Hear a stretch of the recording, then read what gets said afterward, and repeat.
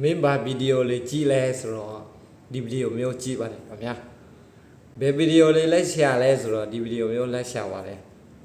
ဒီဘလုံးအင်ဂျီနဲ့ဘလုံးကန်ဖနတ်နဲ့ဘလုံးအင်ဂျီဝတ်စုံလိုက်ကွာပြီးဘလုံးကိုင်းနဲ့ဒါကျွန်တော်တို့တွေ့ရနေ့စဉ်ဖြုတ်ဖြစ်မှုတွေပဲဗျနေ့စဉ်ကြည့်နေပဲပဲကျွန်တော်တို့တွေ့ရလုံးဝကိုမရိုးစေတဲ့အရာဒီဘလုံးပဲပဲဒါကိုချစ်တဲ့အရာတော့ကိုလုတ်ခွင့်ရှိတယ်ကင်းသမားတွေလည်းနေတိုင်းကင်းကြည့်လိုက်ဘာမှမယိုးပါဒီအလားအပစိတ်ဝင်စားတဲ့ပုဂ္ဂိုလ်လည်းဒီအလားအပကြောင့်လည်းသူတို့နေတိုင်းကြည့်ရတယ်မယိုးပါဒါပါပဲဒါကိုကြိုက်ရကိုရဲ့ဗာလဲဝါဒနာပါရပေါ့ကျွန်တော်တော့နေတိုင်းဒီလိုဘလုံးမျိုးပဲလိုက်ကြည့်ပါတယ်ပဲ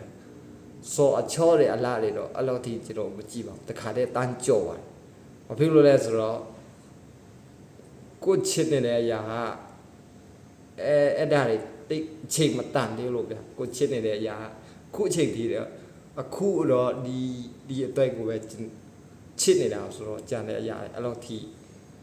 စင်ပြေပေါ့ဒါပေမဲ့မိသားစုဝမ်းကြီးလည်းစီးတယ်ဆိုတော့တစ်ဖက်တစ်လမ်းနေကကိုဝဒနာကို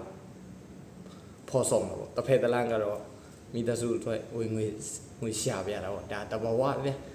လာလူတိုင်းဖြစ်နေကြကိုဝဒနာမစွလို့နိုင်လဲရတဲ့ချိန်ရတယ်နေရာလေးပေါ့နည်းနည်းများတော့စူးစမ်းရတာပေါ့ဗျဘဝဆိုတာဒီလိုပါပဲဒါကျွန်တော်ကြည့်နေကြဗီဒီယိုနေ့တိုင်းကျွန်တော်ကြည့်နေတဲ့ဗီဒီယိုဟာဒီလိုဗီဒီယို